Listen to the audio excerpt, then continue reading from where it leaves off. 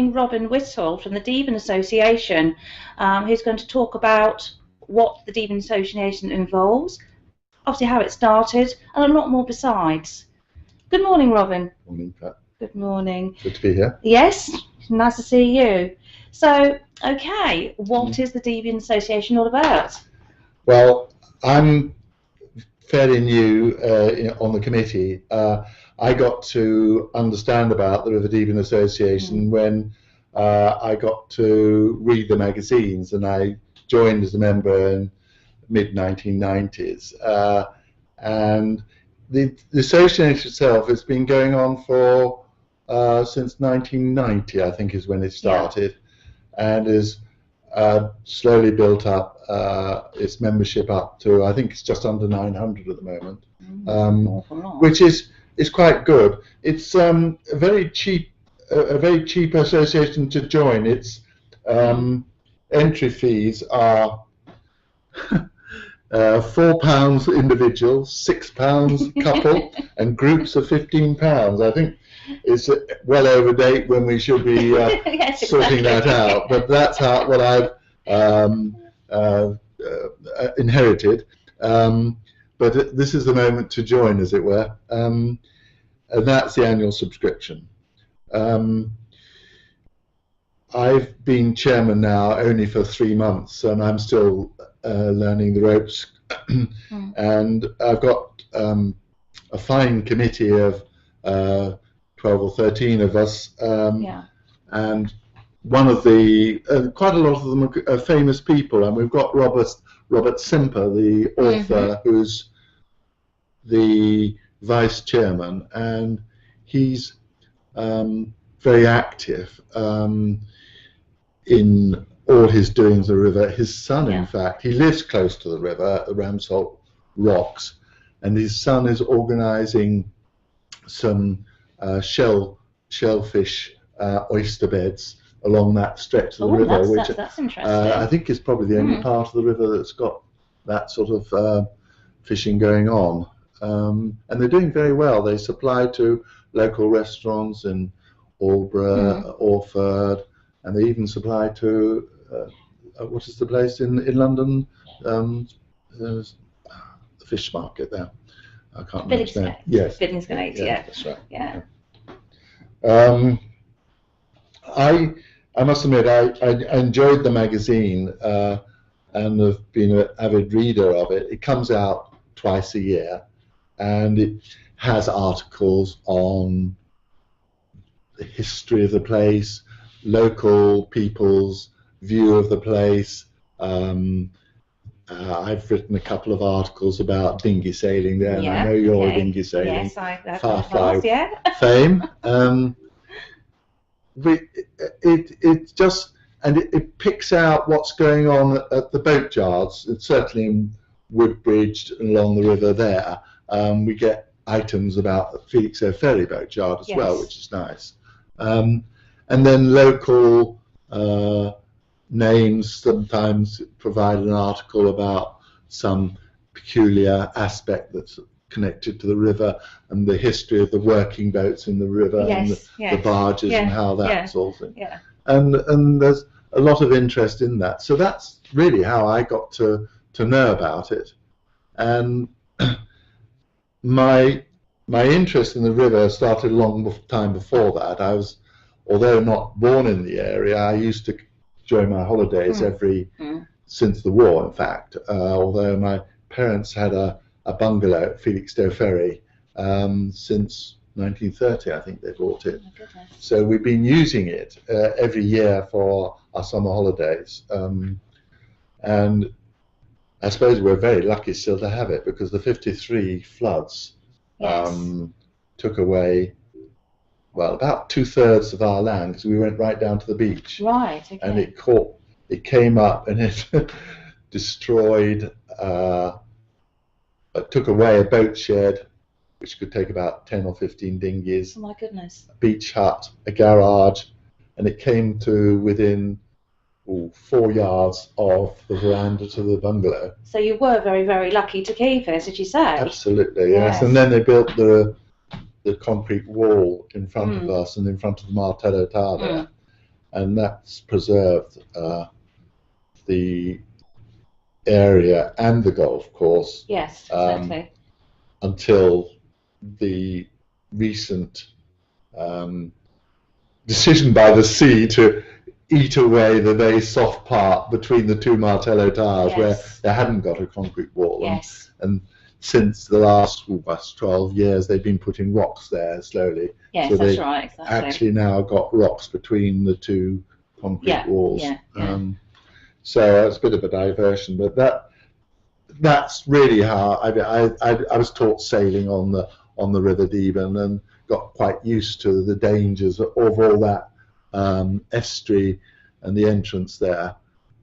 I must admit I've been saved several times by the local harbour masters. I've been out in a dinghy and lost out to sea. You know, it's always changing. As we were talking about earlier, how it keeps on changing as well over the years. It's absolutely. It's like the tail of a dog wagging, and the actual route of the channel changes dramatically. I mean, it's in a dramatic change at the moment, which is something I hadn't seen the formation that it's got at the moment. But it is a very variable feast, and it's been very difficult for the those responsible for coastal defence to analyse and understand the behaviour. So that's been very tricky.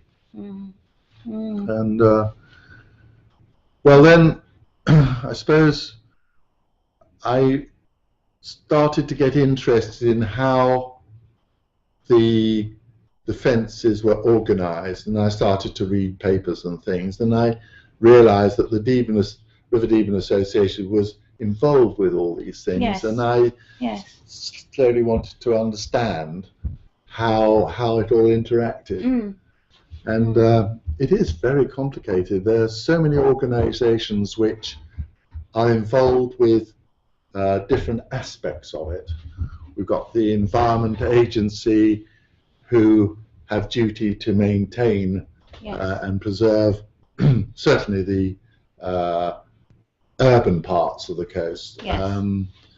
You've got Natural England, you've got Coast and Heath, you've got Suffolk Coastal District Council, and then all the local communities, and especially one that Graham Henderson at the Felixstowe Ferry started, which is the Suffolk Coast Against Retreat.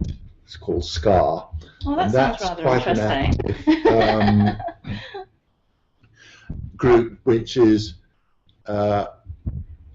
involves a strong statement that we don't want the causes of or the outcomes of this sea rising and the land dropping to not withstand these increases. So this group is for protection of what we've got.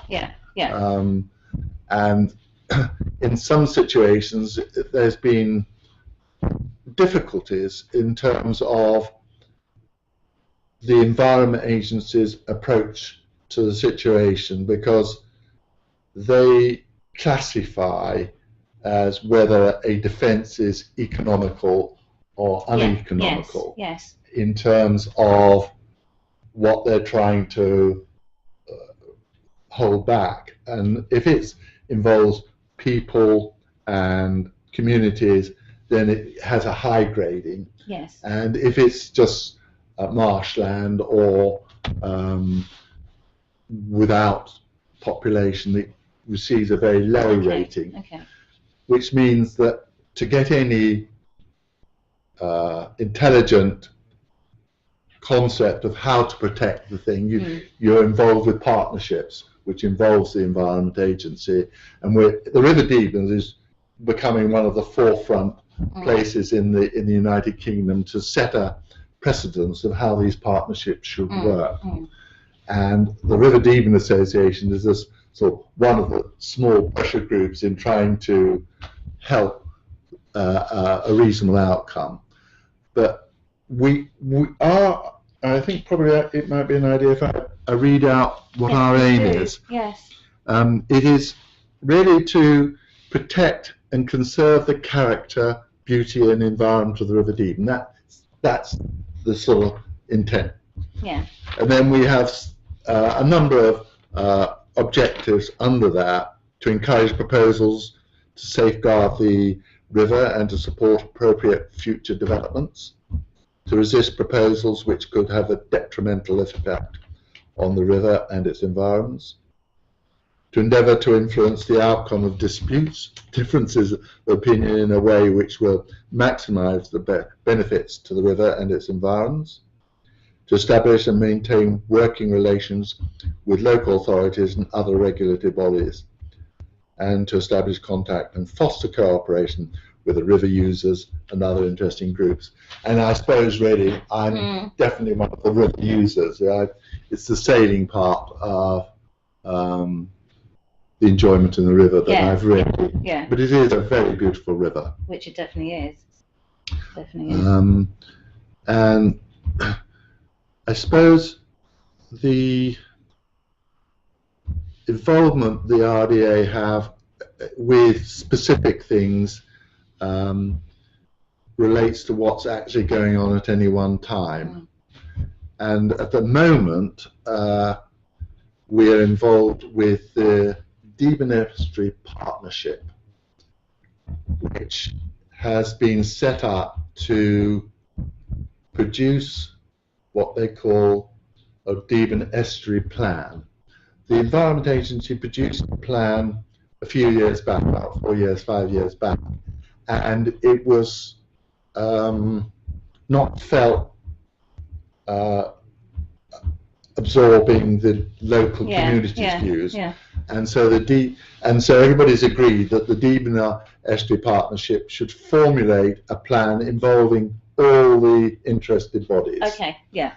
And at the moment they're deep into producing that under Chairman of Christine Block, who's doing an amazing job. And it's come about from surveys. One of the surveys was the Deben Association survey, which we carried out 2 years ago, from our own association members. And basically the outcome of that survey is they wanted to preserve the river and conserve its beauty. And the detail of that becomes quite tricky because you have people who want to conserve the wildlife. Exactly. And you've got people who want to walk around the area. And so you've got aspects like access to the river. Yeah. Should you have many public accesses to the river, or should you hold back on them so people can find the river, but not as easily as if you produce many more public points? And the Deben Estuary Partnership has produced a plan from a number of interested groups. There's the environmental group, which has produced a very fine report on aspects of the wildlife and how to preserve them and all the difficult aspects of that. Yeah. Then we've got the access group, which was chaired by Adrian Judge, and he's a member of the RDA committee as well, and he's had to look at it from not only the, if you like, the RDA view of try to preserve it, but from a tourism point of view of how to allow the public to enjoy the thing. So his brief in that thing is it gets quite complicated, but he's done a good job there. And then recently the RDA have been involved with aspects of the river, the moorings, the number of moorings you have, how much space you have of clear river, the activities of the sailing clubs. We have 3 major dinghy sailing clubs on the river. We have Felixstowe Ferry, which has a very strong youth training Yes. group. They have 30 or 40 boats out every weekend. And we have Walding Fields Sailing Club, which is family driven, and it's wonderful in terms of it sorts itself out. Everybody has to lend a hand. They have duty weekends, and it works very, very well. And they've got a very strong cadet fleet with the children. I think it's 20 or 30 strong most weekends. Oh, and, I have actually seen them out there, and it's my granddaughter takes part in that. Yes, and then of course you've got the Deben Yacht Club, which is the oldest of them all, and that has what I'm not a member of that. I'm a member of the other two sailing clubs, but it tends to have quite regular sailing, but has to be on the high water, and it's very dependent on the high water of that part of the river, because and it's getting worse. It's silting up more, and that's another problem. People are wondering about whether this dredging should be taking place. So these things, but the mooring side of it, I've taken particular interest in trying to discover how it's arranged, how it's controlled, and whether it's likely to get more dense or in terms of moorings. And it is very complicated. We've got 5 fairway committees which control different parts of the river. And it's most unfortunate they don't really speak to one another as well as they Well, that doesn't really help much, does it? And to try and find the information about how they're controlling their part. They have contracts with the Crown Estates, who own the ground on which the moorings are laid. And so you can see just on this one, it gets more and more complicated the more you try and find out information. So I'm only scratching the surface at the moment. I'm beginning to understand all the when you get closer to Woodbridge, you've got fairway committees, you've got boat yards, and the yacht club all have contracts with the Crown Estate, and the space of the river they control and the moorings it gets very, very complicated. So we're thinking at the moment of trying to create a report. My aim is to have a report in the magazine. The magazine is produced twice a year. I don't know if the camera can see that. I think so. That's there. This edition, the latest, which is spring 2013, has got a lovely picture, colour picture by one of our committee members, Simon Reed, who actually lives on a barge at Woodbridge, and he's a professional artist and produces some wonderful art, and that's just a zoomed down version of a very big painting he'd done. And he is also responsible for another major area of interest for not only the RDA but a lot of the other groups, which is the salt marshes. Now the salt marshes 20 years ago were thought of wasteland, but now it's realised that they're vital in terms of the protection of the river walls to help reduce the energy from the waves when there's flooding.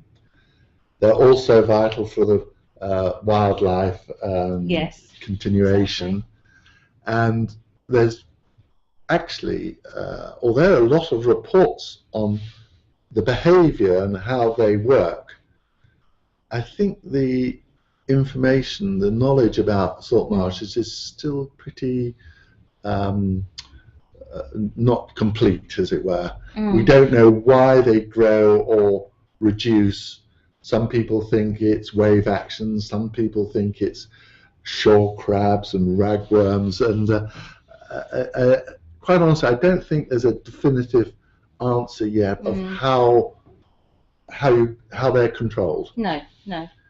One thing is known is that if, for instance, you piled silt over them, you just kill them. Right. So you can't build them up that way unless you do it in a very controlled, thin way.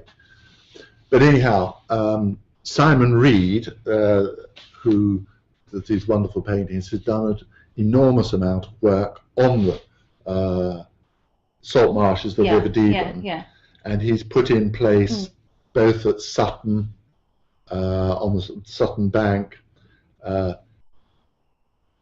He's implemented little structures which intended to trap the silt and stop the sluicing out of the mud from the salt marshes. It's quite a complex. I certainly don't understand. I'm not sure if Simon fully understands the mechanisms and the science of it, but he's doing it certainly in a way that is sensitive to the places he's looking at. He's now looking at the stretch between Felixstowe Ferry and Kingsfleet on, what side is that? The west side of the thing, and I think he's getting some lottery money to help do work to increase or stop the decrease of that sort of marsh. Yes. But that's another area which the RDA is interested in and has put money towards research reports on it. But it's still very complicated, and I think at the moment we are still trying to understand how it works.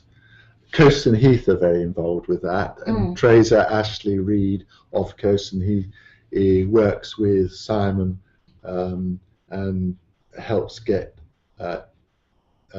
people to help put the little structures in place. But they tend to be soft structures like straw bags and plastic traps between posts for the sewage. So that's one thing that's going on, which we're interested in keeping tabs on and providing funds if we, to a small degree.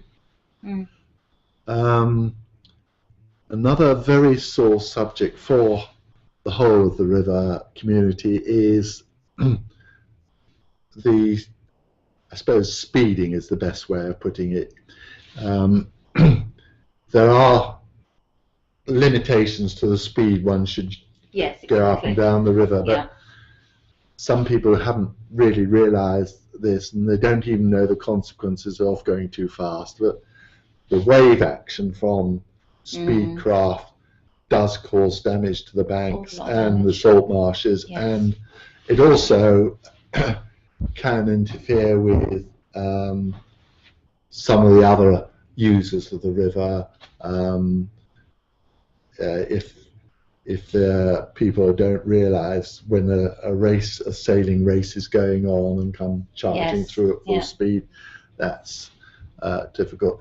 There are documents which explain how good contact should be and what maximum speeds are all over the river, but some of them are out of date. There's one produced by the Suffolk Coast District Council, which is linked on the RDA website, or which I haven't mentioned, that the RDA website has got a website, and it's www.riverdeben, or one word, .org.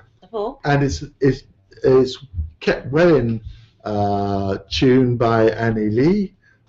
She does a really good job, and it's got a number of links in it to other organisations, and one of these links is this how to behave on the river. It's not called that, but it's produced by the SCD, and we were thinking of having a meeting and getting together and producing a pamphlet, and then suddenly one of the harbour masters, John Smith of Waldingfield, mentioned to me that something did already exist, and it was on our website, which was news to me. And so I went off and found it and discovered that it was out of date. And I luckily managed to contact the relevant people in the SED, and we're now beginning to focus on trying to get it up to date and produced in a form that is more visually capturing. Then once we've reproduced it, we'll put it into all the places where people have access to the river. Which like I think that's a brilliant idea. Absolutely brilliant idea. And hopefully we'll persuade people to behave in a more responsible way from that sort of thing. Exactly. The other approach would be to police the river, and I know some people are in favour of that, but I'm afraid I'm personally not going down that road. It can be very, very intimidating. As I said before, I love getting on the Broads and everything else, and the river police there are very, very much in presence, and they suddenly sort of creep out of a little dike, and there they are, and it's But it's a very motive area, this. I mean, down at the ferry, the locals get very uptight about jet skis. Yes, I can understand why. And they buzz up and down just in front of these houses on that ferry. But for instance, we had a little party of people at our bungalow, which is right on the shore. Yeah. And two of our family went out in the topper, a sailing topper, and they were sailing around at about high water, and they didn't realise the tide had turned and was going to go into a strong ebb. And I realised that they weren't, because the wind was dropping in the evening, and the tide was going to go strong, and I knew they wouldn't be able to get across back to the shore. So I walked down to one of these jet skis who happened to be sitting on. I said, look, I'm awfully sorry, but is there any chance of you going across there and offering to tow my daughter back across the and tell her that I said so. So, oh yeah, I'll do that. And off he went. And my daughter said, no, go away. And so he did. And sure enough, she tried to sail across and got caught by the current and finished up on the rocks. Oh dear. Because there are a lot of rocks on the shore there, which are very, very steep and quite dangerous. So he came back, and I said, well, could you go again and say, you know, I think she'll probably accept this time. Will, yes, and she did eventually. And so she got towed back in ignominiously. And so when I came back, when she got back, I went down and thanked him very much. And he said, yes, and could you please remember that all jet skiers aren't as awful as everybody makes out. There are one or two who feel very responsible. Well, it's like anything else, though, isn't it? You know, it's you can get one bad penny and that a bad apple, and that's it. It sort of just gives a bad name for everybody. So it just shows. It's a very tricky one. I mean, I think they do make quite a lot of noise and upset some locals, and I accept that is tricky. Yeah. There is on the Deben an area just upstream of Felixstowe Ferry, the moorings, where there's a stretch of river which has been set apart for water skiing, and they have their own pontoon, and that's organised very well. And I think the secretary for that is Steve James, and he's very much careful about how he persuades people to use the river, but that's good. And it's when they start moving up into different areas in the river and speeding around that, and that gets complicated too, because we're in the middle of some complaints at the moment around Waldringfield area, and some of them are people who just don't realise that they are making problems and they're just in fun boats. But others, you get into a difficult situation because you've got the rescue boats for the sailing clubs, and they have to be trained, and that involves sometimes going quite fast. Well, the sailing clubs get special permission for particular events to have faster boats, and you get yourselves into quite difficulties, and if you get a course for training the rescue boat people, and then somebody sees one of these rescue boats doing a very fast turnaround, and they start complaining, and it all gets blown up out of proportion to some extent. Exactly. But there are issues there that everybody ought to realise and have a responsible attitude towards. Respect. I think a lot of it is respect to other people. I think that's it. It really, really is. Yeah. It's been a lovely intro. But one thing you did mention is about the wind farms, and something I found very interesting. If you'd like to go into that. Yes. We all know the wind farms around our coast are building up. Several thousand are being built outshore, and of course the electricity has to come ashore and be taken into the main circuit. Yeah. At the moment, they are East Anglia 1 are coming ashore. I think quite near Bordsea, and they're going to track across and have to go under the River Deben, and then under the Martlesham Creek towards the village where their hub centre is. And we've been learning a little bit about how they're going to do this operation, and they're going to tunnel underneath the Deben at Green Point, which is, to explain where Green Point is, you go up from Felixstowe Ferry and you've got all the moorings in Felixstowe Ferry, which go up to a point which is called King's Fleet, where they used to have, it's got a little channel coming out of the marshes. And then you've got the stretch which goes past the water skiers, and then you've got a turn which is Green Point, and then I understand that that's where they're going to put the tunnelling underneath. And we heard them give a presentation of how this is going to happen. And what I didn't realise at the time is that although the cabling for the first East Anglia 1 is quite limited, they've got to take into account East Anglia 2, 3 and I'm not sure 4, but future editions. And to get agreement to cross all the land, they have to negotiate, well, they're trying to negotiate the whole lot as a scheme.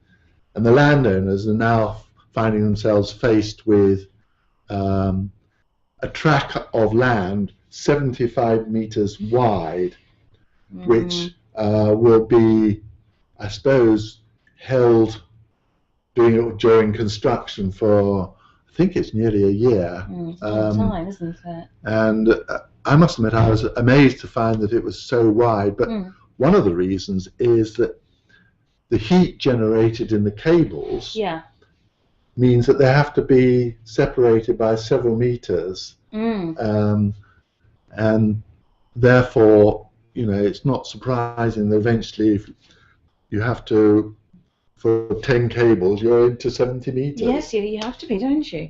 Yeah. You know, so that, I hadn't realised when it was going to take place, but it's only being planned at the moment, and I don't think anything will start until about 2017. The work was planning. A few years off. But there's a lot of negotiation that needs to happen. I think some of the landowners are really quite concerned about it all. Yes, I can imagine. Yeah, but the big one, of course, is the protection of the sea walls. Yes. We're now into a situation where the government has reduced all their funding and changed the rules. So a lot of places that the government would say we're in retreat, the community says no, hold the line. And to be able to get to a situation like that, you have to have partnerships. The Environment Agency has to be in partnership with local communities, parish councils, landowners, and the Deben Estuary Partnership is trying to be central to providing a coordinated Yeah. Okay. plan for all this. But we've got a situation where on the River Deben it's divided into flood cells. There are, I Right. think, 13 or 14 flood cells. Mm. And of these, the Environment Agency has said only 4, maybe 5, are economical. They're saying the rest are uneconomical, which means basically there'll be no government money available. Right. The ones that are economical, it'll depend on a whole series of different considerations to decide how much the Environment Agency would help. So a lot comes back onto the landowners, and therefore you've got to consider, are the landowners going to operate as individuals or as a group of people? So that's all in discussion. And then one realizes that the salt marshes are an important part of the defence. Yes, because exactly. They take up, when you get flooding, the waves that come up to the river bank, their energy is reduced enormously by the action of the salt marshes. So we're into preserving the salt marshes from the point of view of safety and the river walls. But the salt marshes are also very important for wildlife and the preservation of birds, fish, a whole stack of different sorts of life. So the funding for the salt marsh protection could be utterly different. It could be lottery money. It could be exactly. And so again, the whole thing becomes more and more complicated. It does, doesn't it? Totally. As you say. And this is some of the discussion that's going on for this new Deben Estuary plan that the Deben Estuary Partnership are preparing and hoping to finish by the end of this year. But it's a long way down the road, and they're doing a grand job to get it sorted, but it is extremely complicated, and it could be that when they get their final draft out, that the community will look at it and say, hang on a moment, this isn't what I was thinking. But it involves so many other complicated things. And, you know, Natural England will say, you can't do this and you must do that. And Suffolk Coastal District Council was saying, well, we're not prepared to push ourselves out that way. And the whole combination is beyond my mind. I've just sort of getting to learn the bits of it. But my stall I've set out is I want more transparency. So from our point of view, the River Deben Association, we are putting on our website all the minutes of our meetings, and we're trying to be open about what's going on. So articles appear in our magazine explaining what is happening in the different areas, and we're trying quite hard to have that attitude. There's a slight change in our attitude to express or what we're decisions we're making in the committee. We're putting on the website. We've got, for instance, recently we put in our views about access to the river. Yes, which is now, very this important. is quite complicated because I don't think there are actually only 1 or 2 public accesses. All the rest are things like boat yards, sailing clubs. Ramsholt, I think, is owned by the trust there. Yes, it is. And so, you know, you've got to understand how it's controlled at the moment before you can. So there are quite a lot of complicated things going on. But we are trying to affect these things. And then planning permissions. Wistocks. Yes. Now, Wistocks has been a boatyard area in dereliction for nearly 20 years. That has to And be we've now. just got to a situation where a project team has pulled it all together with the developer and the bank, and they've just, in the last month, put a plan in which the River Deben Association has written about and saying we support, but we think it's too high and too mass. But a lot of people have written in on that, but it's now going through the process, and we're hopeful that something will start happening at the end of the year, which is very good. And so we're involved with things like that. I think everything you do, Robin, it's brilliant. And I found this actually, mind-blowing sort of conversation. I've learned a lot talking to you, and I'm sure our viewers have. Thank you very much, Robin. Thank you very, very much for coming to talk to us. Well, it's been enjoyable. Thank you. Thank you. Yes. Right.